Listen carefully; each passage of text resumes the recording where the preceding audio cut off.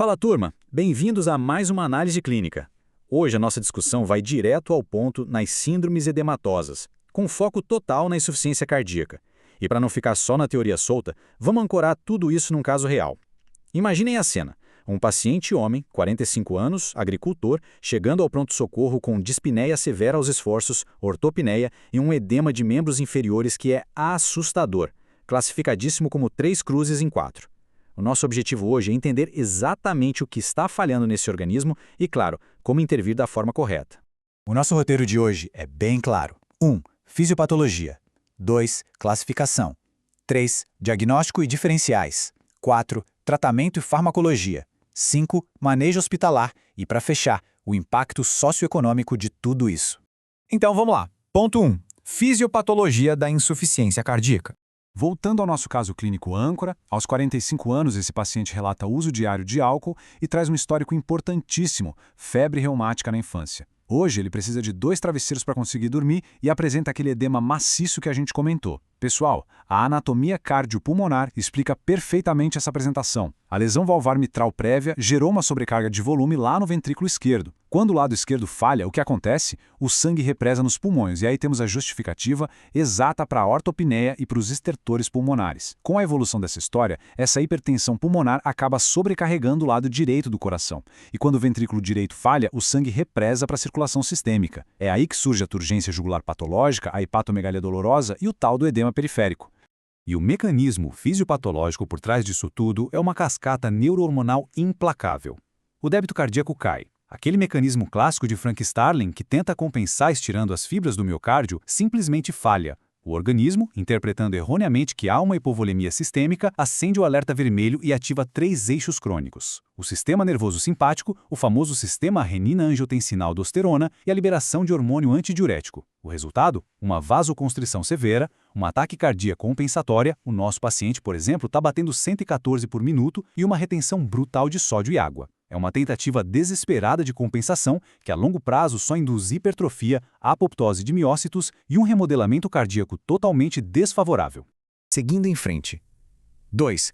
Classificação e perfil clínico.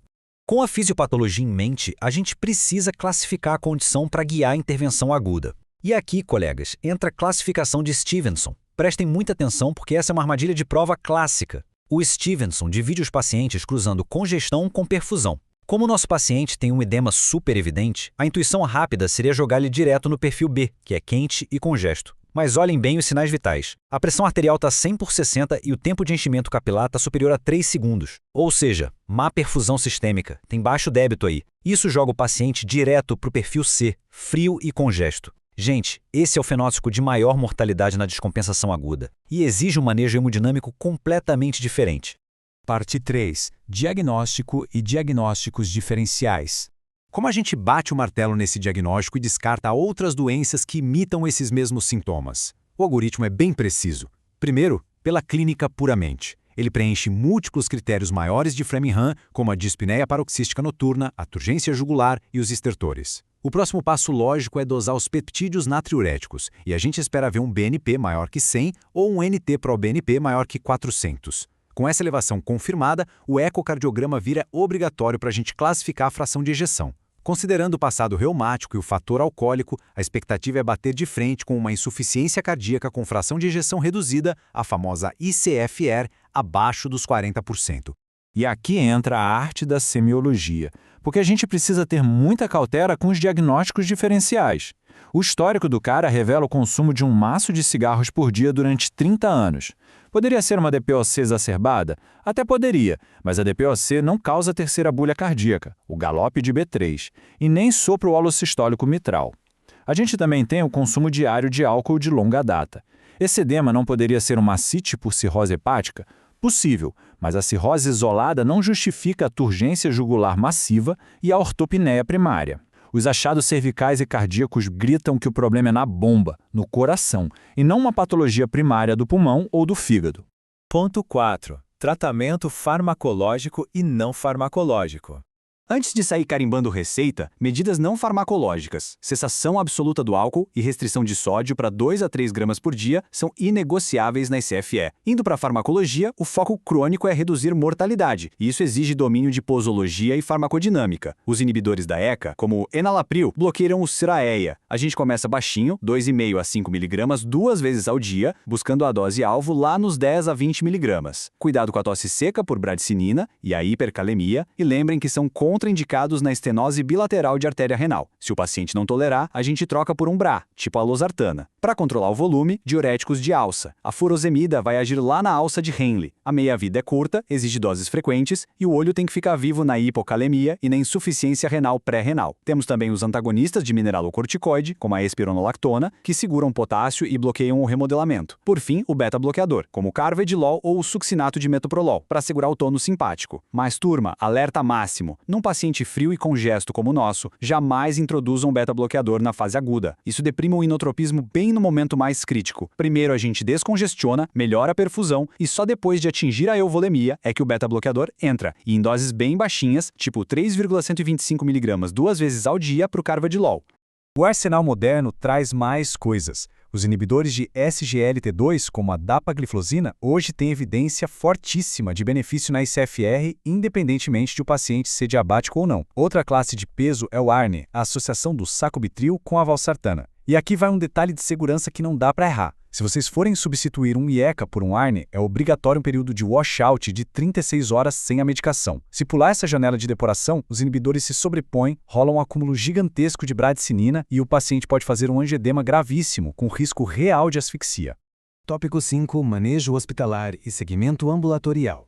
Pensando na execução logística desse cuidado, dá para estabilizar na porta e mandar esse paciente tratar em casa? A resposta é um não, bem grande. Se a gente olhar os critérios de internação, o quadro dele pisca em vermelho para múltiplos fatores de gravidade. Aquela hipotensão de 100 por 60, o enchimento capilar lentificado e a anasarca refratária gritam por internação, de preferência numa unidade semi-intensiva. A terapia aguda vai exigir furosemida venosa em bolos, ali na casa dos 40 a 80 mg, e monitoramento estrito do débito urinário, escórias nitrogenadas e eletrólitos. O segmento no ambulatório e a titulação das medicações que mudam o prognóstico só vão entrar em pauta depois que essa fase aguda estiver 100% resolvida.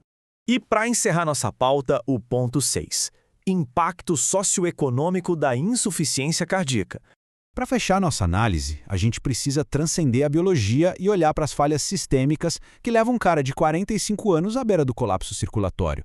Sabe quanto a insuficiência cardíaca custa por ano para o SUS? Cerca de 3,5 bilhões de reais. É um número absurdo. A gente está falando de umas 400 mil internações anuais. É a principal causa de hospitalização cardiovascular no Brasil, gerando um custo bizarro com leitos prolongados, perda de produtividade e aposentadorias por invalidez. E o mais frustrante, grande parte desse fardo seria perfeitamente evitável.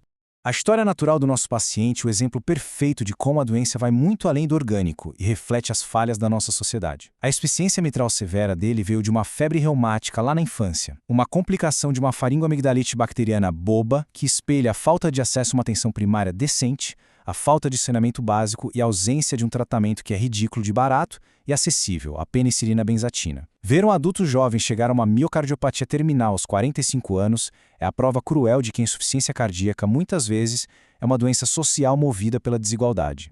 O que nos traz a uma reflexão final que a gente não pode ignorar. Dominar a hemodinâmica, calcular débito cardíaco, prescrever a terapia quádrupla na dosagem exata, tudo isso é obrigação técnica nossa.